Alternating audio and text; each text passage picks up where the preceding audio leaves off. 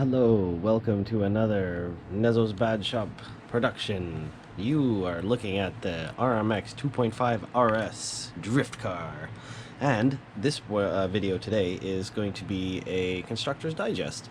Excuse me. And this is where I explain the instruction manual and things that I did during the construction of the car, building tips and other stuff like that to help you along your way and get your car built to the proper specification in the manual so you can have the best out-of-box experience. And this is what you're looking at here. This car I did put together myself. It's all built up nicely, and the build process was pretty good. Just took my time, and it is outfitted with a complete set of OMG electronics. It's a great success, and yeah, this drove pretty good out of box. So yeah, I'm gonna go through the manual step by step and explain a little bit of each process. And there's some things I highlighted in the manual, and there was also an addendum here, an updated instruction. Things like, see that red screw there? That is the one they want you to use instead of what it says in the manual. Things like that. So we'll go through that as well. But yeah, it's sort of like a quick notes version of a build process, because I don't actually build the car on camera, but I will explain little things here and there and show off little pieces of the chassis of things in the manual to help you understand it better. So without further ado, let's get it going. So I'm going to move that there. The manual. Now, I can tell you the car drove really good out of box, so that was really pleasing, and I was very happy with it. So I can't wait to tune it and put another body on it and go from there and just go ham. So let's start. Let's see here. The first thing you see when you open it is an exploded view of all the parts, and that's pretty nice. Doesn't tell you a whole hell of a lot, other than it gives you part numbers, specific part numbers for each part, certain areas of the car. So that's more in depth. Tools you'll need, these are the tools that it comes with, and here's other tools that will make your life a lot easier, including a vernier caliper, that guy. And just for you, so you can measure stuff, because there's lots of different specifications for the in the manual here for different parts and all that. So let's see if I can get the lights a little closer. Yeah, get the manual lit up a little bit better. Okay, so parts bag 1, front lower arms. As you can see here, I don't really have anything written on the page except for down here. Loctite these 4 screws, which is the suspension mounts to the chassis. That's the carbon chassis. So put Loctite on that. I always do. Any screw into metal, aluminum or metal, use Loctite. Go a long way. Just a little dab will do, and away you go. Now, all you got to do here is take your time, but pay attention to the spacer sizes. So see, this is a 3 by 5.5 by 2 by 3. See that? So here, MST did a really good job of illustrating the parts you need in the parts bag. That's part of the assembly, but also these illustrations here gives you the indication of which is which. See how this spacer says white, white, and these ones do not, so you can discern the 2 colors. But also this is lifelike, so if you need to figure out which is which, for example, this washer here is not any here, but you could take the washer. Oh, which does this look, you know, like it is the most? Yeah, right. So that's one way to figure out, and it is really good. So that's a way to figure out what you need here. But just take your time and make sure you get the correct spacers in the correct area. Okay, and do this first. Do that part first, and then do that. And that's pretty simple. Right and left, away you go, and then bolt it onto the car and use the Loctite, like I said. Straightforward. So just, yeah, take your time. And that one's straightforward. And then here we are in parts bag 1 still, but we're doing the rear lower arm. Now I made a note here, all ready together. Now when I open mine, the rear arm assembly here, see this? This is a 2-piece assembly. That was already pieced together. It was already attached, but it wasn't screwed together, so I had to put the screws in. But this was already together, so if you're just curious if yours is the same in the box. But otherwise, yep, same sort of thing here. And pay attention to where that triangle symbol is. That'll tell you the orientation of how you, which way to face this when you put all the pieces on. Same thing, same for the washers. Just take your time, pay attention, what goes where. and that's pretty straightforward. And I forgot to make a note here, but Loctite those screws for that and that, those suspension mounts is what I did, and that will make your life a lot better. Pay attention here in the rear, they want double spacers here on that suspension mount, okay? Pay attention to that. Front upper arm. So this is parts peg 2, lots of parts in parts peg 2, and everything is the same size, lifelike size, so this is also pretty straightforward. Make sure you get those bushings in the correct way. See the markings there, the arrow markings. Make sure you get that right. And build your turnbuckles, make 2 of them. 9.3 mil spacing between the ball cup and the upper arm. Make sure you get that right. When you put this together, just take your time, and if you, what I did is take this, instead of putting it downward, I flipped it standing up so that it was easier to put the pin in slowly and get those washers to put them in. And that's the front end of the car right here. Those washers right there, those 2 in there. I had this whole assembly standing up just to make my life easy. Okay, so that's what I did there, and that's straightforward. And then you take that assembly and bolt it to what is the front bulkhead. Full assembly once you piece that all together. Easy peas, straightforward. Moving on, parts bag 3. This is the front steering rack. This is the belt crank, sorry, rack and belt crank. Everything's lifelike size. Pay attention to the orientation and the holes used here, because that is how this all bolts together for the servo to be positioned further back in the chassis, as you see there. Okay, so that's for that in there.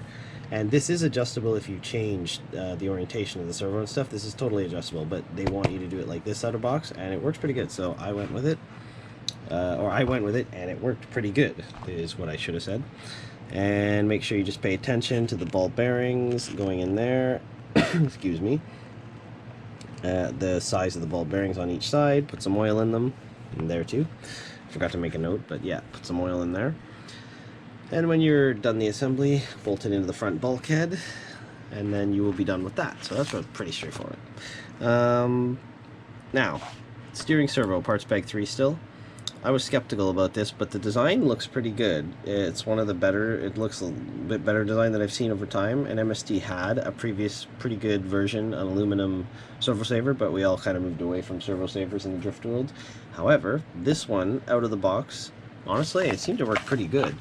Right there, and so far so good. So I'm gonna stick with that, and I'm gonna continue to drive the car and etc. etc. It'll obviously be involved in some accidents in time, because some are inevitable, but so far that seemed to work pretty good. I had pretty direct steering, and this car drove great out of box, so this worked pretty good. So I can recommend this for now.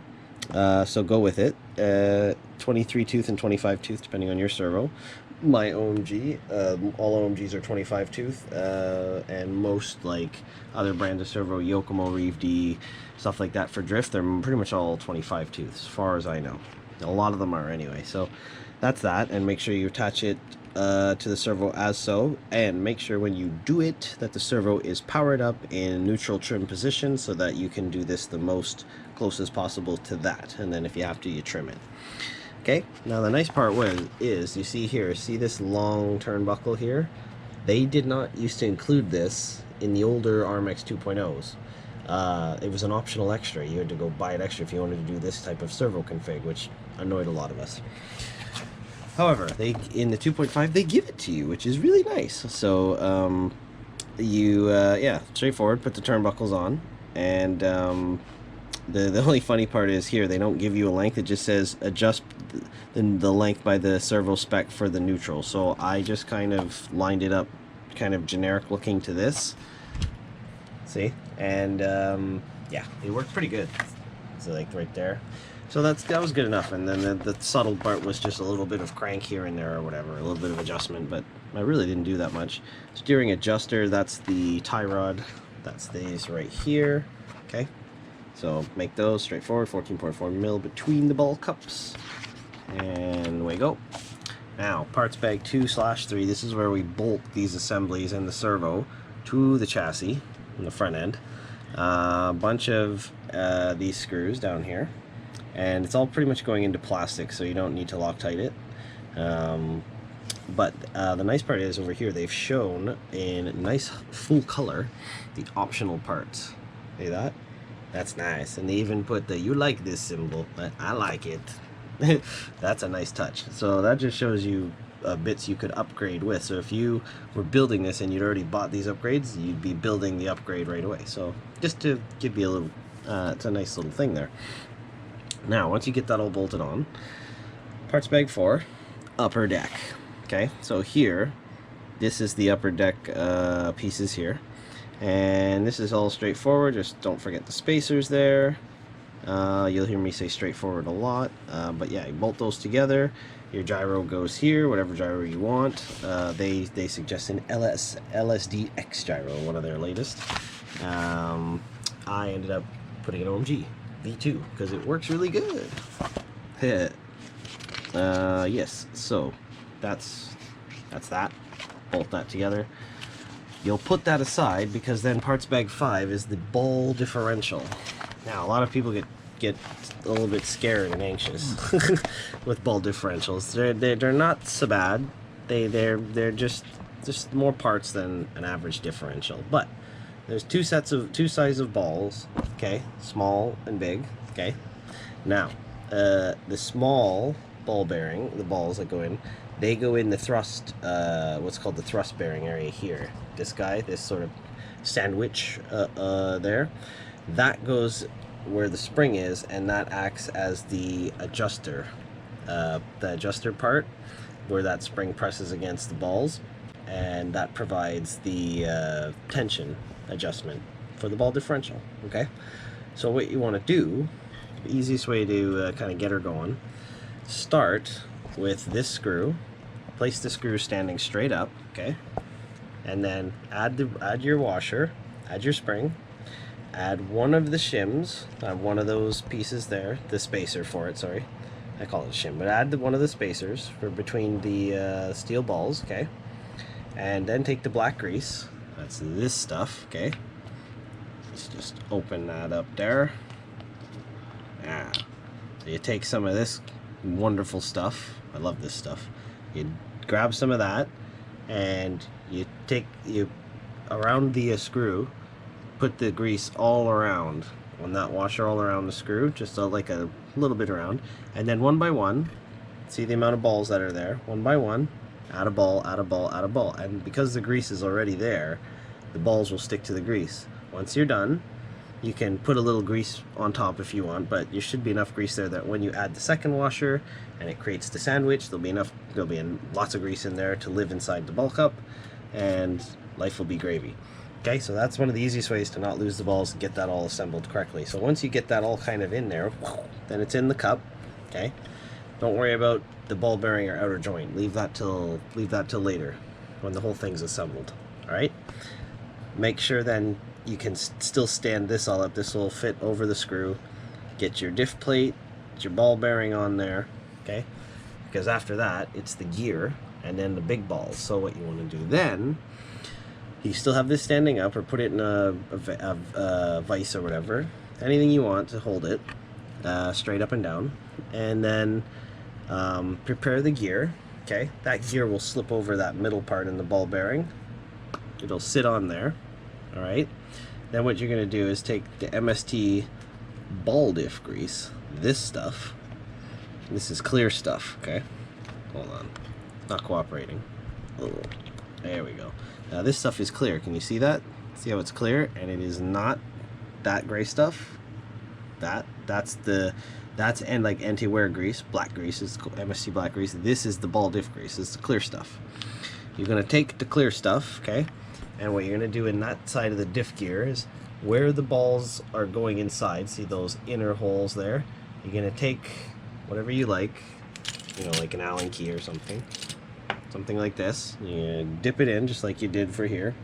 You're going to dip this in and you're going to pack all of those holes with the ball diff grease, okay, with this. Pack it all into those holes nicely so each hole has got a good amount of grease in the hole. Then you take your balls one by one and pop them into the grease filled holes, and the balls should just sit in there nicely with the grease. And it should be sitting on top of this, so the balls won't fall down through the hole, but they'll be sitting in the grease so they won't flop around and all that. That is the ideal way. Once you get them all in there, you can then prepare all this side, your plate, bearing, and all that, and then get it onto here, standing upright. Boom, get that on. Add the diff nut, and then you can start put the Allen key inside of there. It's a 2.5 millimeter. Put it in there, and then start screwing the diff together, and away you go. And after the diff is assembled, then add the ball bearings. Add the outer ball bearing there and there. Add those, then add the joint rings, and you're done. It won't take too long. You just take your time, and with the balls, just go slow. There's no rush. And yeah, that's usually how I do ball differentials. I built a good amount of them, especially back in the day when I was touring car racing, rebuilding it over and over. But yeah, in drift, we shouldn't have to rebuild it too often. You should just check the tension on the screw here on the thrust washer side, just to see if it's backed off of it, which it may have, but it should be good. This one feels pretty good so far. But this is one of the most smoothest type of differentials out there for RC car, and lots of smooth action, adjustable by here. So yeah, that's that. And once you do that, you can check the tension by using 2 rulers and twisting against. And yeah, that's what it looks like when you get the optional version with the metal out drives and all that stuff, the full version. But yes, it's very nice. So anyways, once that's built, put it aside, because you'll start rear gearbox, which is still parts bag 5. Okay, there's all the parts. And here, make sure you pay attention to these parts. These are the shaft support mounts. This will decide where you put the idlers, okay? Because you have option. This gearbox was redesigned because the original RMX 2.5 2.0 gearbox was terrible. The bevel gears were tiny, and the backlash wasn't so great, and to assemble the gearbox was an utter pain in the arse. It took a long time, and usually a lot of us were blowing up the transmissions, half the time not even on boost, just sheer driving and braking, like throttle and brake action, like and then brake and then throttle. Just from that alone, it was starting to destroy gears. But boost for sure killed those gears pretty quick. Anyways, MST had a rethink, and they redid the transmission. So these must be put in according to here, as you see. It's very important. It'll pretty much only go in one way, but this will decide whether you put 2 gears or 1 gear. So you can do 3 gear or 4 gear transmission, which is pretty cool. So they call it RMX style or RRX style, so middle or rear. So yeah, that's a nice touch. And when you build this, make sure you refer to the updated instruction here. Okay, see where we are here? See how this is equal? Woo!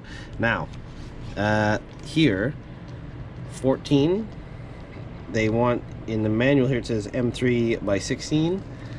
Here it's an M3 by 12. Okay, so they want you to use the M3 by 12, not the 16. Okay, so just so you know, bam, right there. So that's that. The next thing will be at parts bag 7, so it's a little down the road, but that's for that. Make sure you put those spacers in there, and once you get all that prepared, put your diff in. Alright, moving on. Okay, where are we? Parts bag 5 still. Motor mount. This is very straightforward. Put the screws in, and yeah, put those screws in when you mount it to the chassis. Sorry, do that last. Motor mount will go on first. Put the motor mount on first, then you will put the gear adapter and pin in the shaft. You'll put that on, and then the spur gear. And if you need to get rid of that spacer they're saying there, you can. You don't have to put it there, but you can if the gap is too big or too small. You can take it away, whatever. That's an aluminum motor mount, which looks really nice. That's an optional part. Just want to show that off. Very nice. Now, step 2, attaching the motor. This part I wasn't too impressed about, because normally most drift cars for the last, I don't know how many years, have given us a pinion gear not included. Motor I expect not to be included, but a pinion gear not included? And I can use a 22 or 22 to a 27 tooth, and there's the gear chart ratio. But I have to provide my own? That ain't it. Dang.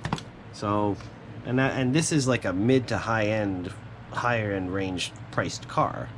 It wasn't, you know, on the budget side, so having to provide my own opinion was a little annoying, and I think I opted to go, I think that's a 25 tooth. I think that's what that is. So 25 tooth gives me a ratio of there of 9.6. Well, there you go. Yeah. Anyways, so that was a little annoying, but when you do select a pinion gear, don't forget to put Loctite on your set screw, or the pinion will come off, and you're gonna have a bad time. Excuse me. Now, where are we? Sorry, random yawn. Okay. Acquiring oxygen, breathing, and attaching rear gearbox. Now, yeah, so that's that whole assembly. Gearbox and upper deck pieces that we had off to the side. Okay, you put that on kind of like as a whole here, and away you go. This is all pretty much going into all plastic except for here, I think, because this is a carbon piece, and so you can put Loctite there if you like. I forgot to make the note, but yeah, you could. The rest of this is plastic. ESC receiver not included, of course. Servo not included, obviously. We knew that. Step 6. And step 6, where are we here? So yes, you're gonna make turnbuckles here and here. Make sure you get the right ball cups, okay? Because there's two different ones. There's M and there's S. Adjuster M, adjuster M, but adjuster S. See, M and S. So pay attention over here, and you can use the lifelike drawings here to figure out which is which. And then once you've done that, front shock tower, and it's always fun to find grammatical mistakes. So we have the front demapper stay. You see that? Demapper.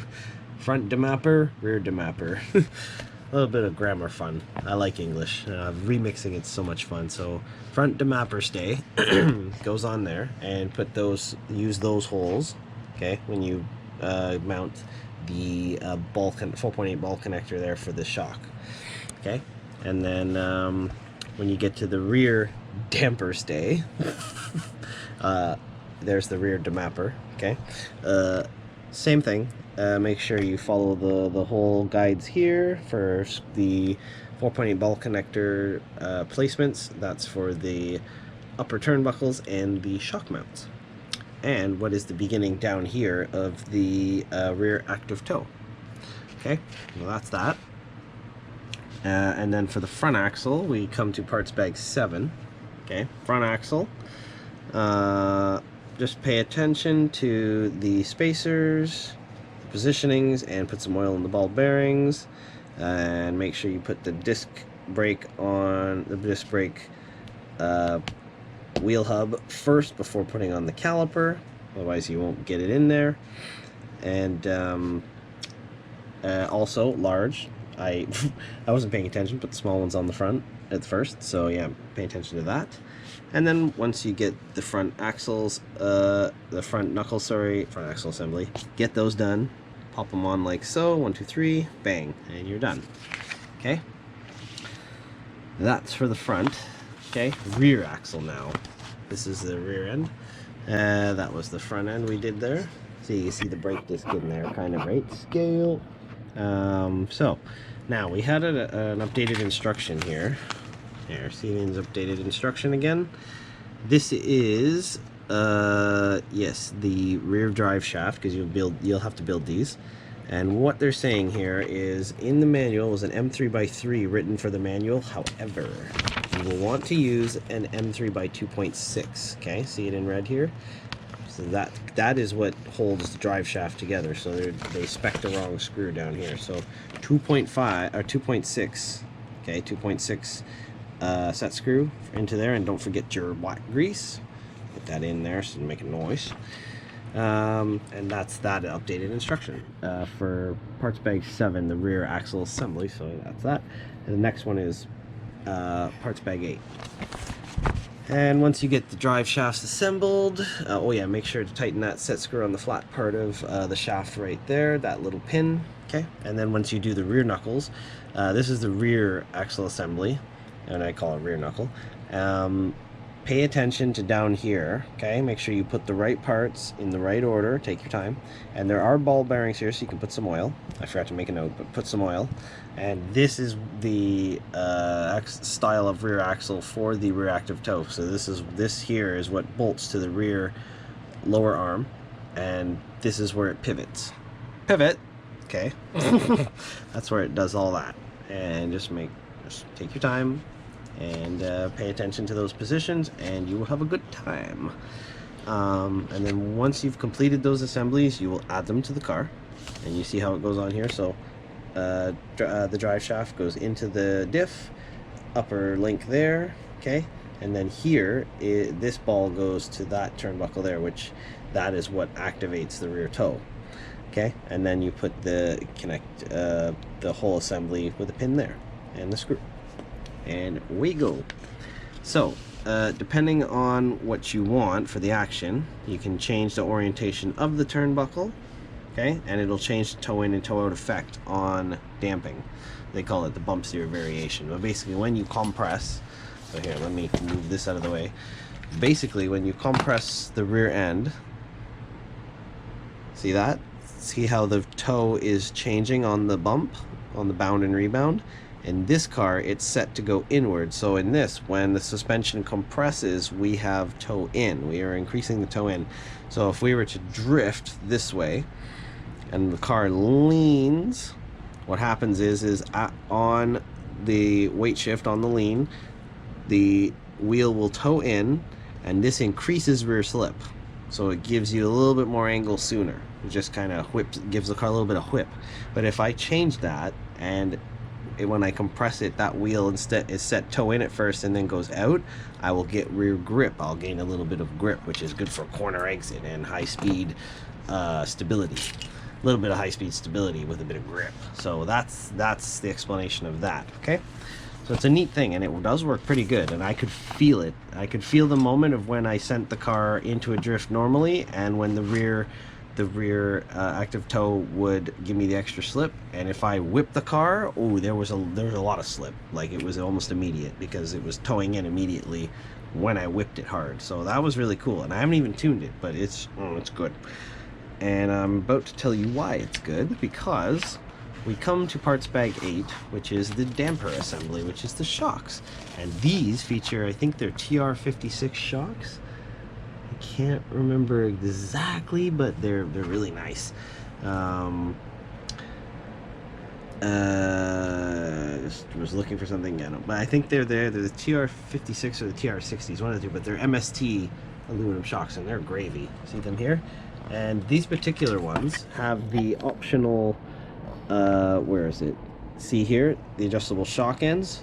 So this, I can unscrew that shock, the top hat right there. I can screw that top part and gain 3 millimeters if I want. 3 millimeters of extra travel, which is very nice. That is really just a nice little sweaty thing they've done there. So that's, yeah, these are nice, and these, very nice. That's the preload setting as well. They told me to do here, 6 mil in the front and 5 mil in the rear. So that's factory. That's cool. They don't, a lot of manufacturers don't really tell you to do this, but out of box they did, and this thing drove great. So let me go through this. And we had an updated instruction as well, I remember. Where are we? Step 1. Oh yeah, so here, it's not a matter of different parts, because see here we have the updated instruction side by side in the manual. So it's not a matter of different parts this time. They just really want you to pay attention to the fact that please lock the parts vertically or the plastic teeth may be damaged. So this cap, make sure it clicks in straight as possible first before you start turning it, so that you don't shred the teeth or cross thread them. That will ruin that whole top hat thing. So make sure it goes in straight, because I did start screwing one in and it almost went in crooked, but I caught it. So that's all that is. So just make sure you pay attention, okay, to that updated instruction part. So that's that. Now, where were we? Building the shocks. Take your time with the E-clips, because they are a bit of a nuisance at times, but I usually use a cutting board. Get the old cutting board out, take the shock shaft, the E-clip, flip the E-clip downward and press the shock shaft into the E-clip. I should really do a how-to, but that's how I do the E-clips, and that will, for the first bit on the underside, and then the top side, use the tiny pliers. Use the tiny pliers, but you go slow. I'll have to do a how-to, but that's what I do for that part. Build all 4 at once, and then prepare the damper bodies. The easiest way to put the preload collar on, because you put an O-ring inside. You put the O-ring in the collar first, then take a little bit of the oil, in this case the number 5 mineral oil here, and just put a dab on the ring inside, and then when you screw it onto the body, it'll go on so much easier. Okay, and same when you put the O-ring in the bottom of the body, put a dab of oil on that, but make sure you have the shaft and piston all the way through the body first, and then put the oil on the O-ring and slide it over the shaft here before putting the ring into the body, or you may cut up the O-ring if you put it into the body first and shove the shaft through it. So do it the other way, the first, like I just said. Put the shaft in, and then put the O-ring with some lube on it, and then put it over the shaft when the shaft's already through. Okay, and then finish the bottom end, complete the bottom end assembly, and put the ball cup on it. If you don't have one of these, a shock shaft holder, where you put the shock shaft in between of where these numbers are there, 3, 3.5, 4, and to hold the shaft, you can get some paper towel, as they're illustrating here. Paper towel, put it between the pliers and squeeze the heck out of the shaft with the paper towel or cloth between it. That will work in a pinch. Or you can get really risky and use side cutters in between of the thread at the top of the shaft, and that will also work in a pinch too. So once you get the ball cup on, 13 millimeters between piston bottom dead center and the ball cup from the bottom, just so this FYI there. Use the shock oil to fill the bodies, bleed the oil up and down, let it sit for a minute or 2, 5 minutes, whatever you want to do. Make sure the piston's at bottom dead center, okay?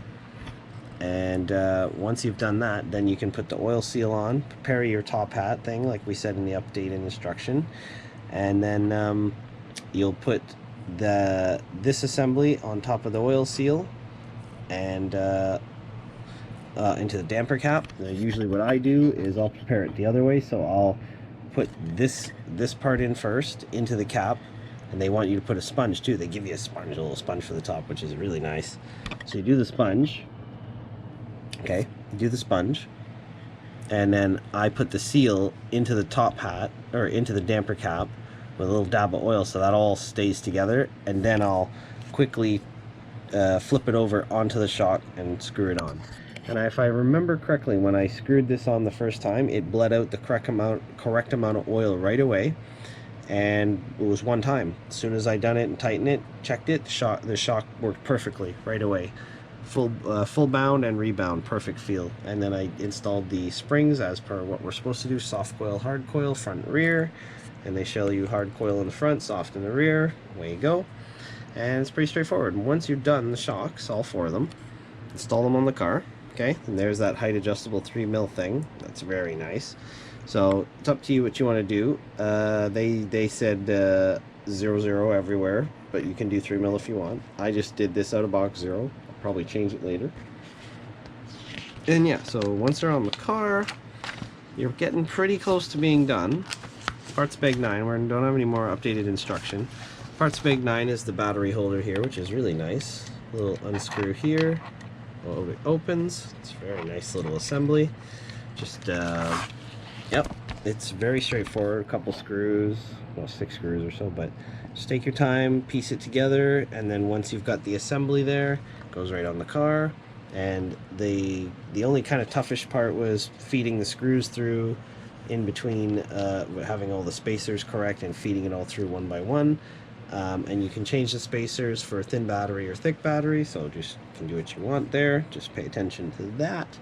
I did put dabs of Loctite on these screws because there it is going into a nice metal threaded area there on the carbon piece, and that's a carbon battery holder, as you can see there, carbon. So that's that. Yeah, so that's the battery mount. Once that's in, there's the height spacing guide there. Once that's done, it says attach the wheels, which it does not come with wheels. So if you have wheels ready, like I did, attach your wheels. Okay, they do give you wheel nuts, so that's nice. And don't forget to put the 1mm spacer there too. That gives you a little bit more clearance in the front, which is very nice. They did think of a couple extra things for this car. After that, front bumper with the body posts, and rear bumper, rear bumper and the rear body post, pretty straightforward.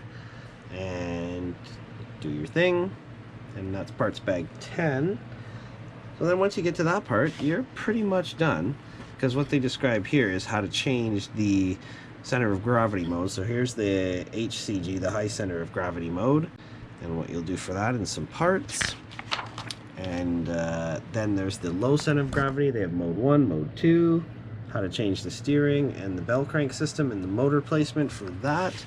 Transmission mode, like I mentioned earlier, RMX mode, 4 gear. Okay, there's a rear motor little conversion kit you can get, and then you can also change the transmission here into RRX mode, 3 gear, 1 2 3. See, 1 gear, 2 gear. So that's how you do that. You want to play with that. And then if you do RRX mode, the low center of gravity and the high center of gravity, and how you change the body post and some of the other pieces around on the car to accommodate that.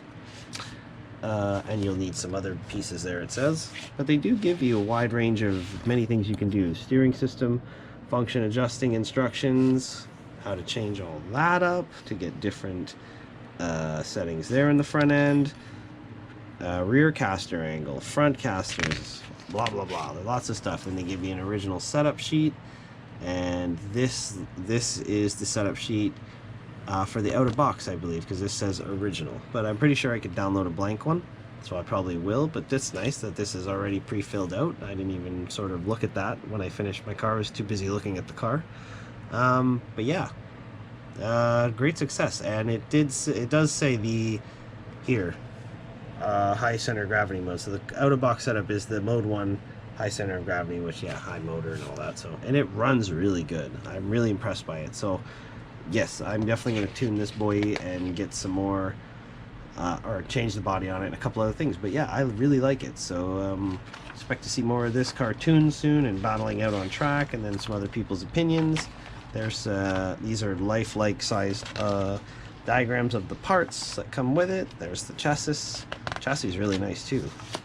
Okay, pretty nice. So there it is, Constructor's Digest RMX 2.5 RS. Thank you very much for watching.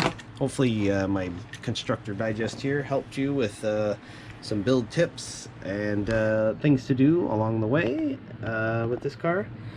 Please like, comment, and subscribe if you've got one of these cars, if you're thinking of picking one up. If you want to know a couple of the differences between this and the 2.0 or even the 3.0, let me know. I'm still waiting to get my hands on a 3.0 for my own collection, but yeah, I really do like this car, so I might keep this car in my collection because it drives really good. I'm happy with it so far, so yeah, expect to see more. And yes, well, more videos to film. Gonna get ready and have yourself a wonderful day. Bye now.